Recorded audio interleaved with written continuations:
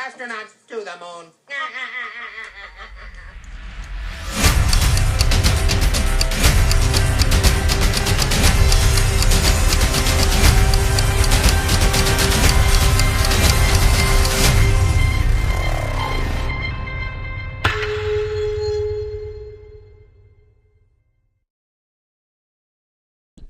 What's going on, everyone? Jeranism, back again. Good video today, and this is the kind of video that I think needs to go viral, but of course, I don't know how to do that other than to make it, fill it with truth, and then hope others recognize it. So, here it goes. Now, you guys may or may not remember this Saudi cleric from a few months ago. He became quite the internet sensation for being, like me, a moron. Now, I wouldn't dare try and say his name for fear I would completely butcher it, but he seems like a very nice guy. And he became an internet sensation quickly by claiming that the Earth was fixed and did not go around the sun. Now, as would be completely expected, every news channel and every atheism board and forum began to masturbate and create memes and jokes and laughing and poking fun. But I never trust those little captions that we see at the bottom of the screen, the little translations. And so, being the skeptic that I am, today I used my Google app to try and translate what he said. Now, if anyone out there speaks Arabic, please would you do me the biggest favor and translate this, and you can email me at jeranism@yahoo.com. I would love to know exactly what he said. I got a lot, or the gist of what he was saying, after translating it about 3 times. But I know that some of it was wrong, as I did see it come up with Mike Tyson once, and chicken, and some other things that I don't think he said. But I did find something rather interesting. Does anyone remember him speaking at all about the moon or the moon landing? Well, this is exactly my fear. I'm always afraid that they might say something that they don't want us Americans to hear, so they're going to make fun of what he did say that they want to tell us, and leave out the part that he speaks that's important, or might be truthful, or tell us something that we don't already know. So, I'm about to translate what he said to the best of my ability. Again, I'm going to miss some things, maybe say something a little different than he said it, but I will let you guys know as soon as someone gets back to me. And as I stated, what he said about the moon did come up 3 times, so I'm able to get the gist of it. Again, most of this is the gist, but listen carefully. I think you'll be rather shocked. Okay, someone here is asking if the Earth moves or remains fixed. Well, the truth that has been described by someone's name and somebody else's name is that the Earth is actually fixed. It does not move. And this is consistent with our Quran. And it also makes sense to us in our heads. There is lots or plenty of evidence that tells us the sun rotates the earth. As for the evidence that's based on reason, well, the Westerners, they may have their theories, but we Muslims have theories as well. We have our own theories, and we have brains too, just like they do. So first, let's say that we want to go from here to an airport in China. Okay, are you with me? So concentrate now. Let's say that this is the Earth, and now let's assume that it is turning. If we take a flight from China, you say the Earth is turning, right? So if the plane stops in midair, wouldn't China come to it? Am I right? China should come to the plane. If the Earth revolves the other way, then the plane could not ever catch China, no matter how long it flies. Since China is revolving, you'd never get there. And this proves that the Earth is fixed. Okay, I am no longer translating for about the next 10 or 15 seconds. Here I kept getting multiple different renditions, nothing that was completely clear what he was saying here, so I'm not going to butcher it. Kept saying Earth and turning, and that doesn't make sense. That's not true. But coming up here in a second is where it gets interesting. Right about here or so is where he said, starting here. The Americans say they've been to and actually landed on the moon, but they have never set a foot upon it, nor have they laid their eyes upon it. They produced it all in Hollywood, or I don't know where they did it.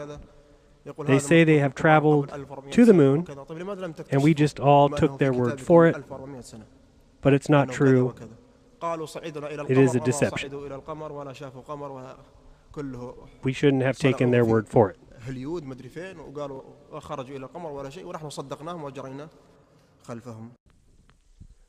Now, for the life of me, I can't imagine why every news station played that video, but the only subtitles we saw were the ones where he says that the Earth does not spin.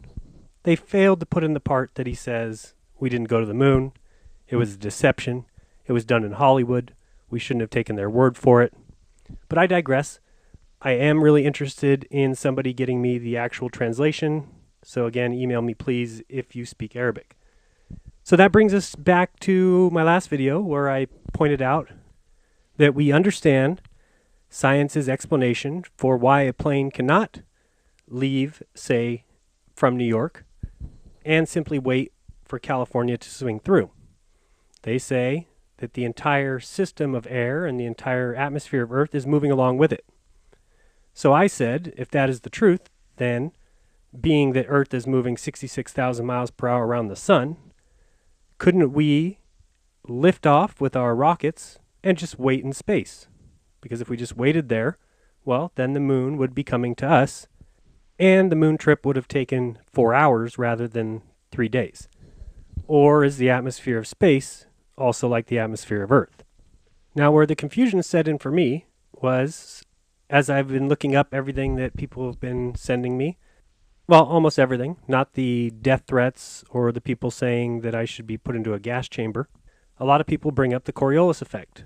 And this made no sense because I said, wait, now the spin does affect the air?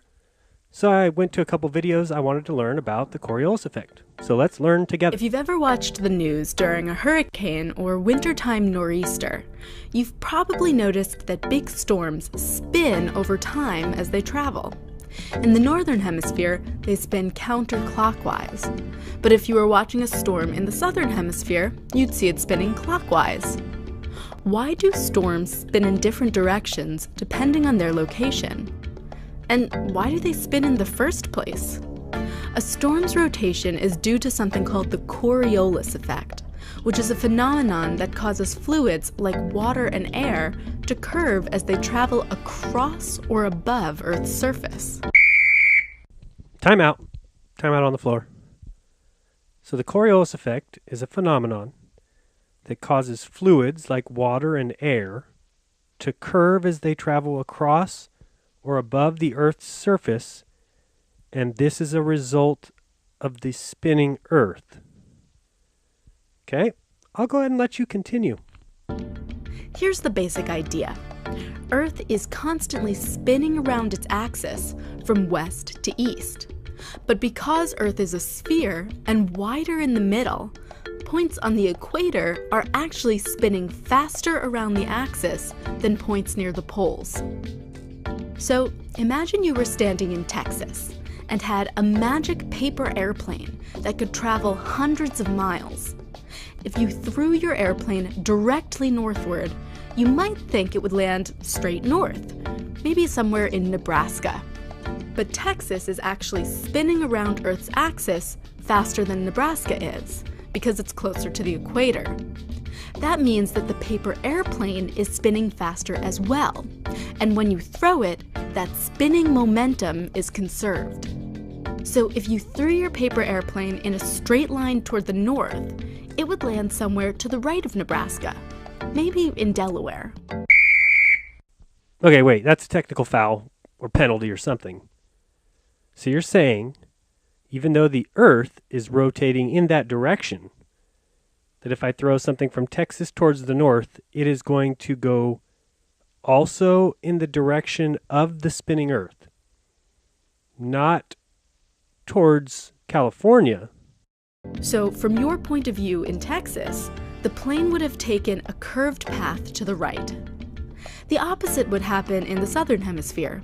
An object traveling from the equator to the south would get deflected to the left. Hold up now, time out. You need to be more clear. Are you talking about to the left or are you talking about to the east? There's a difference, you know. Let me let you finish because all you've done is further confuse me. So what does this have to do with hurricane spinning? Well, at the center of every hurricane is an area of very low pressure. As a result, the high-pressure air surrounding the center, or eye, of a storm is constantly rushing toward the low-pressure void in the middle. But because of the Coriolis effect, the air rushing toward the center is deflected off course. In the northern hemisphere, the volumes of air on all sides of the eye keep getting tugged slightly to the right. The air keeps trying to make its way to the middle and keeps getting deflected, causing the entire system to spin in a counterclockwise direction. In the southern hemisphere, where the Coriolis effect pulls air to the left, the opposite happens. Storms spin around the eye in a clockwise manner. Aha! I caught you. Double speak, huh? So let's take an example like I've drawn here of a plane leaving California. And I don't want anybody making fun of my drawings. I'm an excellent artist. Honestly, I could draw the plane that hit the building on 9/11. Want to see? See? Told you. I could also draw the plane that hit the Pentagon. See? Now you all believe me, I'm an excellent artist. Now, back to our passenger jet. Now, you said things from the northern hemisphere had a tend to pull right. Now, do you mean the forward momentum will stay? Does it go to the east or does it go right? Let me tell you your problem here. Let's change our throwing location to the bottom of the southern hemisphere. Now, does this phenomenon cause the paper airplane to go east, which would be the blue line? Or does it cause it to go left, which would be the red line? Or is it only as you say and I should mind my own business? Because hopefully everyone sees the problem here. If we change to the bottom and it goes east, isn't this the same as the northern hemisphere? And if we're on the bottom and it goes left, well then it's the complete opposite of what you just described. Starting to sniff doublespeak. So again, just to make it clear, if we were in the northern hemisphere and we went north, and instead we were looking south, and we threw our paper airplane again, would it go east, as in towards Delaware? Or would it go right, as in towards California? Please explain yourselves a little bit better, because if it goes to the east, then that is the same that you just drew in the southern hemisphere. You're lying, and it's pathetic. To those of you human beings like myself out there, remember where we've seen this before. We saw them do this with the stars. They tried to confuse us with saying that the stars in the south went a different direction, but by just turning around, that fixed the problem. Have we solved the Coriolis effect? So I went to Snopes.com. I don't recommend going there ever, but I mean, they say that we landed on the moon. But I went there because I like to see what they have to say about things. It gives me an idea of what the general world believes. And the question was, does the Coriolis effect cause water to go down the drains differently in the northern and southern hemisphere? And surprise, surprise, Snopes actually told the truth and said no, that is not the cause, and that is a fictitious statement that water drains the opposite direction. It all has to do with the bowl. So that video you guys have been talking about that shows the bowl, I bet you if we check that bowl, it is shaped in a way that makes the water do that. So thanks a lot down there on the equator for helping to push the lies of the pseudo-scientific community. So let's read what Snopes has to say. Snopes begins by explaining that people all over the globe experience different speeds as the Earth is spinning. So someone at the equator will be spinning 1,050 miles per hour, while somebody in, say, Alaska may be moving only 150 miles per hour. Now, no one's ever been able to explain why, if you lived in Alaska your entire life and then took a trip down to Florida, how you wouldn't get sick from the 150 mile an hour to 800 mile per hour change.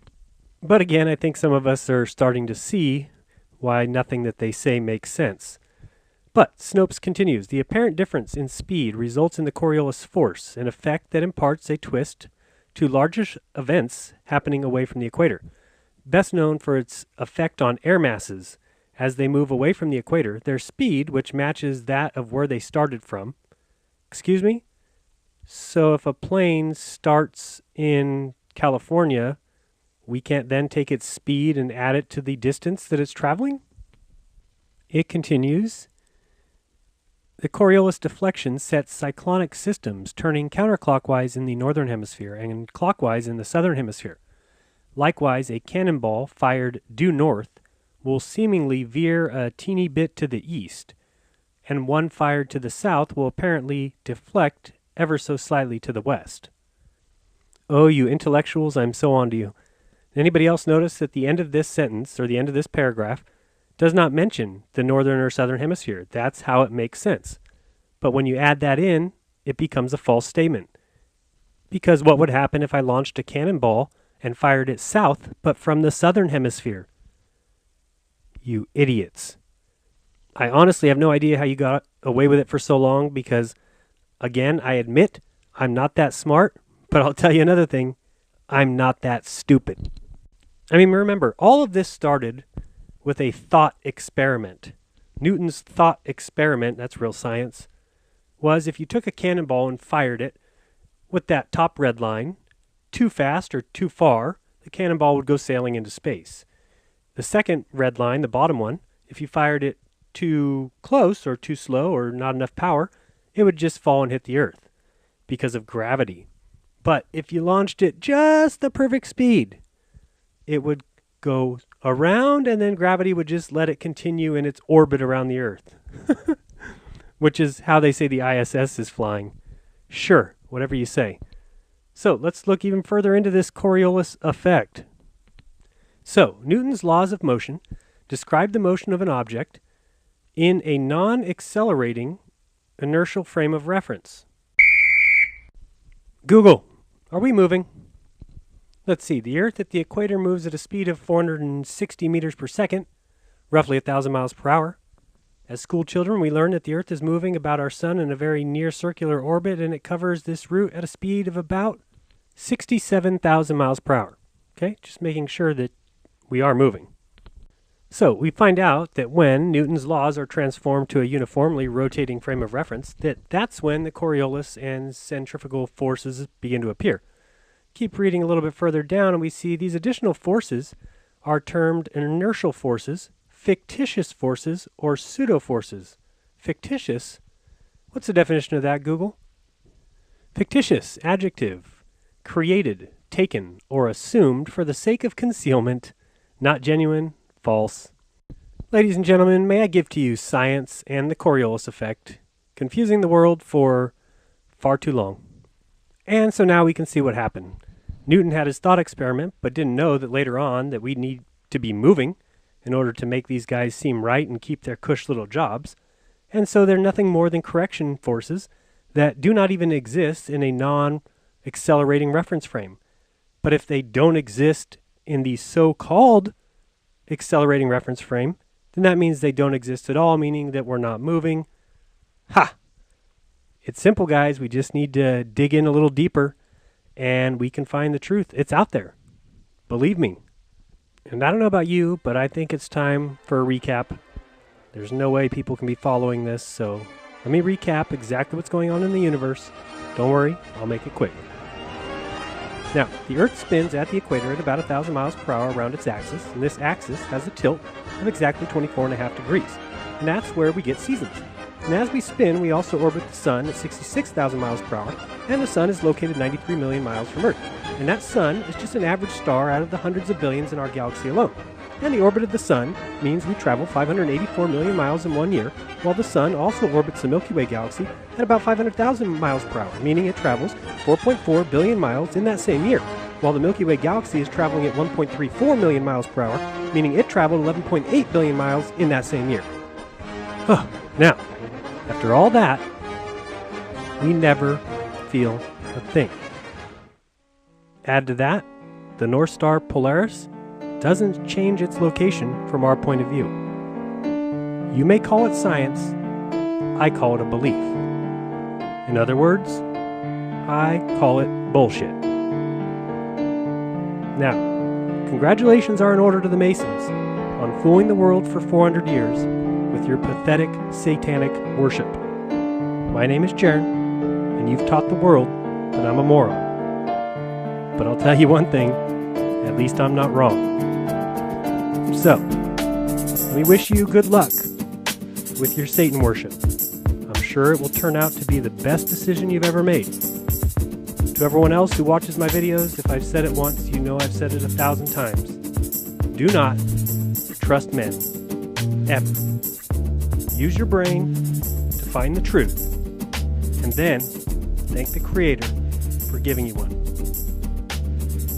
This has been Jeranism, reminding you, as always, open your mind, there's truth inside. Appreciate you guys watching. Share it, send it to your family and friends. Remember, don't lie to each other. In fact, treat others better than you would treat yourself. I may not be an intellectual, but at least I speak the truth. Until next time, this is Jeranism. Peace.